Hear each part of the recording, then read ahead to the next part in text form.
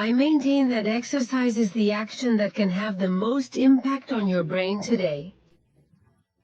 For 3 reasons. The first is the one we have been discussing. Physical activity has immediate effects on brain functioning.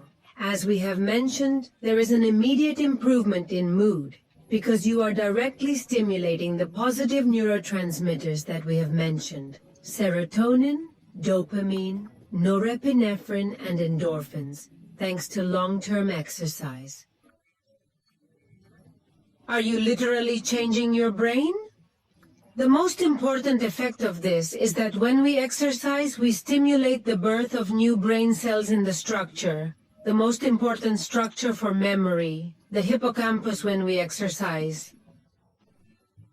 New brain cells are born that will work better than the cells you carry in your hippocampus. Since you were born, they are more excitable, they have a greater predisposition to join the memory circuits than the cells that have been there all your life and make your memory work better. There are only 2 areas of the adult human brain where new cells can be born. One is the hippocampus, where the necessary stimulus is exercise. The strength, size, number of synapses, and memory capacity of the hippocampus are improved. It is because this stimulates the release of growth factors that are part of that SPA that the brain goes to when we exercise the body and help protect the hippocampus and make it grow and develop. Emotional resonance strengthens memory even for someone whose hippocampus does not work well. That's why we remember the happiest and saddest moments of our lives vividly.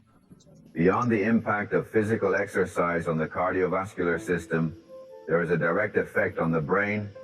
It generates new brain connections, improves mood, reinforces creative thinking.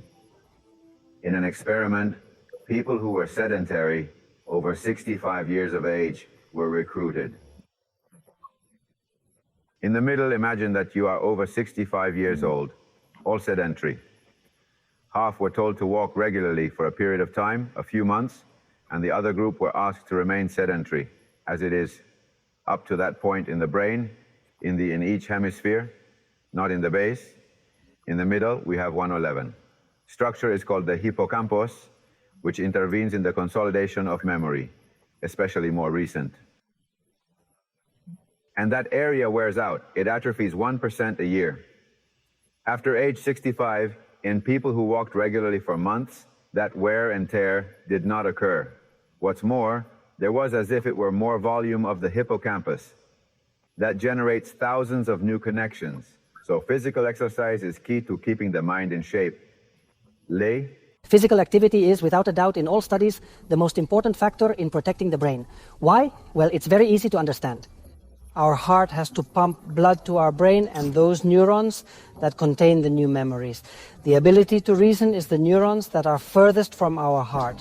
Therefore, if we keep a strong heart, we will maintain clean arteries and a good flow of blood to the brain that will provide oxygen so that our brain remains in good condition. But you don't have to pole vault. Simply walking about 10,000 steps a day for 1 hour every day is enough to maintain a strong heart and clean arteries, which is the #1 brain protection factor. We know, for example, that people who do physical exercise does not have to be sport, but physical exercise in a usual way, half an hour a day, walking fast 5 days a week. We know it increases the population of neurons in the hippocampus. This was described in 2002. We know that people who exercise change their hormonal constellation, and they're much less susceptible to emotional swings.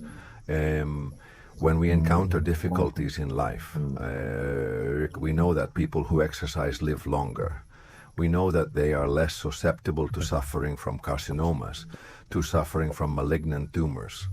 We need to resume this transcendental role that the body plays in everything that is the complete life of the human being. That sport has to be part of our lives. Let them try to see where they like it. Because the moment you find something that really motivates you, you will want to do it when you start exercising regularly and continuously, because our famous endorphins appear. It's these wonderful neurotransmitters that suppress pain. In other words, they suppress pain, but they also greatly increase the level of well-being when people practice sports after a few days, after a month. You come home with a feeling of well-being. You feel comfortable if you want to work. Your psychological well-being begins with something much more, of course, cheap and much more natural, which is doing sports. Is that exercise and well-being in the brain? Go hand in hand, because what sport does is help you organize the folders that we have in the brain. It's like you clean the desk in the office. So, when we have order, it is much easier to have creativity, but it also improves attention and concentration and memory.